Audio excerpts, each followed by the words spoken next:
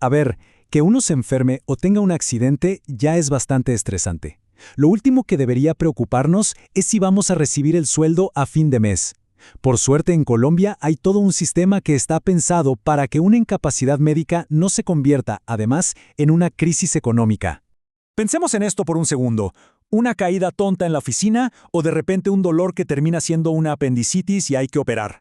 La primera pregunta, obvio, es sobre la salud, pero la segunda casi inmediata es, ¿y la plata? ¿Cómo se asegura el ingreso en esos días o semanas que no se puede trabajar?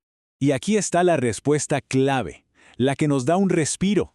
Estar con una incapacidad médica no significa que el contrato de trabajo se pause o se congele. Para nada. La ley es súper clara. La persona tiene todo el derecho a seguir recibiendo un sustento económico. No se queda en el aire. Bueno, ahora vamos a meternos de lleno a ver cómo es que funciona esto. Porque, ojo, no es un favor ni un acto de buena voluntad del empleador. Es un sistema de seguridad social bien estructurado que se activa para proteger a la persona que trabaja. Empecemos a desglosarlo. A ver, si hay algo que se tienen que llevar de toda esta charla es esto. Quien paga el salario es el empleador, directamente, en la fecha de siempre y como siempre.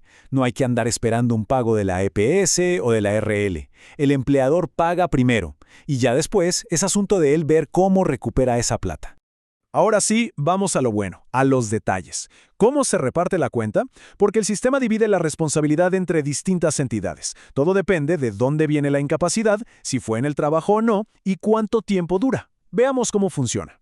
Un momento. Antes de ver números, tenemos que entender un concepto clave, el IBC. ¿Qué es eso? Sencillo. Es el salario que se reporta para pagar los aportes a salud y pensión.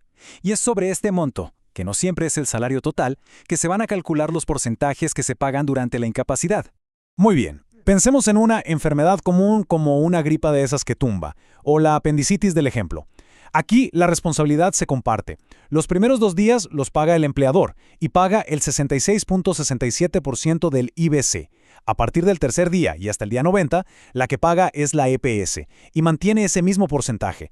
Ahora, si la cosa se alarga más, del día 91 al 180, la EPS sigue pagando, pero el monto baja al 50%. Pero, ojo al cambio si el problema de salud fue por algo del trabajo, un accidente laboral o una enfermedad profesional. Aquí la cosa es mucho más directa y, la verdad, mejor. La aseguradora de riesgos laborales, o sea, la ARL, cubre el 100% del IBC, completito, y lo hace desde el primer día. Y aquí viene un dato importantísimo, una especie de red de seguridad. No importa qué porcentaje se aplique, la ley dice que lo que se reciba por día de incapacidad nunca puede ser menos que un salario mínimo diario legal vigente. Para que se hagan una idea, para el año en curso, esa cifra podría ser de 58.363 pesos. Claro, la pregunta que surge es, bueno, ¿y qué pasa si la recuperación se demora más de 180 días? O sea, más de 6 meses. El sistema, por supuesto, también tiene un plan para esos escenarios de incapacidades que se prolongan. A partir del día 181 hay un cambio de jugador. El fondo de pensiones entra a la cancha y asume los pagos, que se quedan en el 50% del IBC.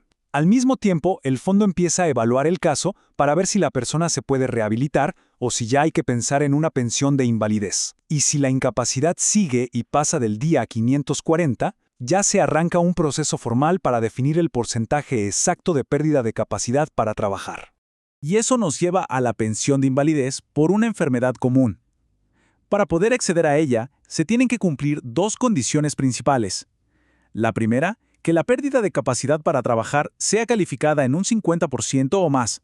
Y la segunda, haber cotizado por lo menos 50 semanas en los 3 años justo antes de que empezara la incapacidad. Perfecto, ya vimos el cómo y el cuánto. Ahora cerremos con algo que es igual de importante.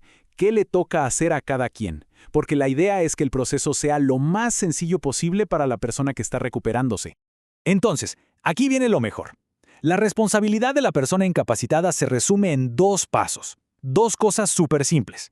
Primero, recibir el certificado oficial de incapacidad que da el médico.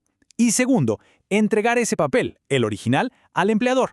Y ya, eso es todo. Y que quede clarísimo, como lo dice la norma, Todo el trámite de ir a cobrarle la plata a la EPS o a la ARL es una obligación del empleador. Esa carga no se le puede pasar a la persona que está enferma. Y el salario no se puede demorar con la excusa de que la EPS no me ha pagado. Y por si fuera poco, existe un escudo legal superpoderoso. Se llama estabilidad laboral reforzada. ¿Y qué hace? Pues protege al trabajador para que no lo puedan despedir por culpa de su enfermedad o incapacidad. Si un empleador quisiera hacerlo, necesitaría un permiso especialísimo del Ministerio de Trabajo. Y esta protección viene con dientes. Si despiden a alguien sin esa autorización, se da por hecho que fue un acto de discriminación. La multa para la empresa es pagar una indemnización extra que equivale a 180 días de salario. Y súper importante, la justicia ha dicho que esta protección también aplica para los contratos de prestación de servicios. Y bueno, con toda esta información, el panorama cambia totalmente, ¿no? Entender cómo funciona el sistema, quién es responsable de qué, y sobre todo conocer los derechos que protegen tanto el empleo como el ingreso, da la tranquilidad que se necesita para enfocarse en lo único que importa en ese momento, recuperarse.